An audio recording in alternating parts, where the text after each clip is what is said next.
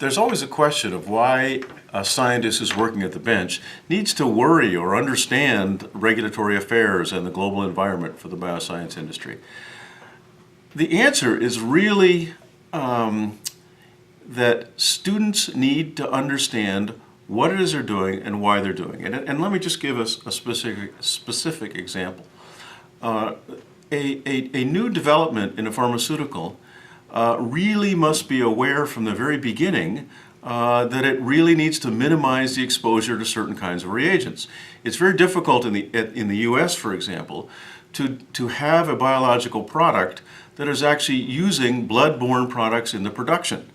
So if students understand, as they're working in the laboratory, that blood-borne products are really to be avoided at any cost in developing the product, there is a much higher probability of success for that product ultimately to get to market.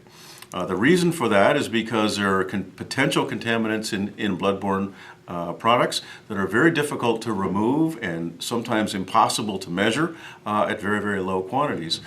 So avoiding those even in the earliest part of research is a real advantage. So understanding the relationship between what the product is ultimately going to be and the standards that it's actually going to have to meet is really important for the scientist doing the bench work and trying to develop the procedures for making the product or testing the product and understanding how it works.